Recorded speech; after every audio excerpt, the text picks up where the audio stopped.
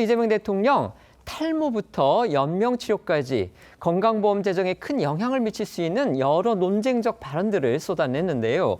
특히 연명치료 중단 문제는요, 생명윤리와 직결된 민감한 사안이죠. 그런데도 대통령이 즉흥적인 지시를 내리니까 당장 의료계 안팎에서 지금 의견이 분분합니다. 먼저 관련 발언들이 나온 어제 업무보고 영상부터 보겠습니다. 탈모도 병의 일부 아니냐. 그래서 젊은이들이 많이 쓴다고 하더라고요.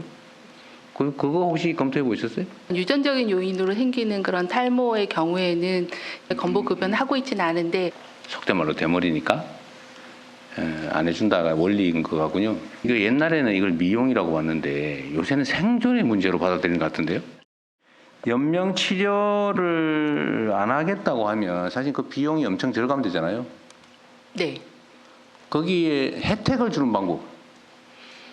그 중에 하나가 보험료 깎아주는 뭐 이런 거 얘기하는 경우도 있어요. 어떤 보상이나 인센티브를 주는 건 고민을 해요. 원래는 대한민국에는 응급실 뺑뺑이라는 개념이 없었죠. 왜 없었냐. 병원에서 진료를 거부를 못하게 돼 있었죠. 다른 도시로 갔다는 얘기도 있고 막 그러잖아요. 그럼 거기서 일단 받아서 되는 대로 응급처치라도 하면서 다른 병원을 수배해서 전원을 시키는 게 정상 아닙니까? 먼저 이 탈모와 관련한 얘기인데요. 우리나라의 탈모 환자가 지금 1,000만 명에 이른다고 합니다. 최근에는 뭐 남녀 구분 없이 이 탈모 문제가 전 연령대의 고민으로 확산되고 있는 게 현실이죠. 이런 와중에서 이 대통령이 탈모약에 대해서 건강보험 지원을 확대하는 걸 검토하라 이렇게 복지부에 지시를 하면서 논란이 촉발됐습니다. 그렇습니다. 이 대통령은 어제 보건복지부 업무보고에서 이 탈모도 병의 일부가 아니냐며 이 탈모약에 대한 건강보험 적용을 검토하라고 지시했습니다. 사회 일각에서는 여전히 이 탈모에 대해 질병보다는 미용의 문제라고 보는 시각이 강한 게 현실이지만 이재명 대통령은 이를 질병으로 규정하면서 비급여 항목으로 분류돼 건보 지원이 제대로 이루어지지 않고 있는 걸 시정하라는 취지로 지시를 한 겁니다. 정은경 복지부 장관이 지금도 일부 의학적 이유로 생기는 원형 탈모증 등의 치료는 건보 지원이 가능하다고 설명했지만 이 대통령은 유전병도 유전에 의한 것 아니냐고 되물었습니다. 이에 정 장관이 탈모는 증상이 있거나 생명에 영향을 주는 질환은 아니라고 했지만 이 대통령은 탈모는 요즘 생존의 문제라며 재차 검토를 지시했습니다. 물론 탈모로 인해서 고통받고 있는 분들 적지 않은 게 사실입니다. 그리고 이 때문에 이 건보 적용이 확대가 된다면 환영하는 분들 적지 않을 텐데요. 문제는 건강보험의 재정이 한정돼 있다는 겁니다. 그렇죠. 이제 적자 문제 때문인데요. 실제로 지난 4월 국회 보건복지위 소속 국민의힘 김미애 의원실이 이 건강보험공단에서 받은 자료에 따르면요. 지난해 건강보험 보험료 수지 적자는 11조 3,009억 원을 넘어섰습니다. 국회 예산정책처도 지난 4월 급여비 증가 등에 따라서 건보 재정이 2026년 적자로 전환될 것으로 전망을 했는데요. 의료계 안팎에선 이 대통령 지시에 따라 탈모에 대한 건보 적용이 확대가 되면 건보 재정 고갈 우려는 더욱 커질 수밖에 없다라는 우려가 나오고 있습니다. 탈모 치료의 경우 몇천 원 하는 이 치료약부터 수백만 원에 이르는 모발 이식술까지 이 범위가 다양하기 때문에 이 지원을 확대를 하면 그만큼 이 건보 재정 부담도 늘어나기 때문입니다. 그렇다고 이 보장 범위를 너무 축소하면 혜택을 받는 정도가 미미해서 이 지원 확대의 의미가 없어지는 그런 문제도 있습니다. 때문에 이 정은경 보건복지부 장관은 오늘 한 라디오에 출연해 유전적 탈모까지 급여를 적용한다면 건보 재정에 상당한 영향을 줄 수 있다고 우려했는데요. 들어보시죠.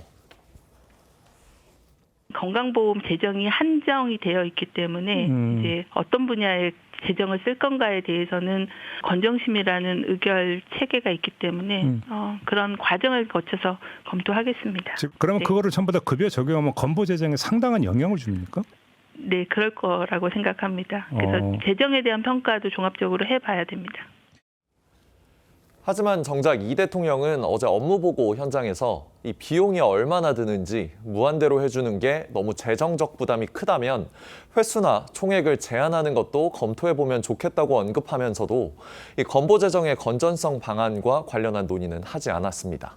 의료계 안팎에서는요, 이 탈모 치료의 건보 지원을 확대하는 거는요, 이 재정 지원의 우선순위가 잘못됐다 이렇게 지적합니다. 그렇습니다. 의료계에서는 탈모의 미용의 측면도 있다는 점을 지적하면서 여기에 만약에 건보를 적용하면 가뜩이나 부족한 이 암 등 중증 질환이나 또 희귀 질환의 지원이 더 축소될 수도 있다는 점을 우려하고 있습니다.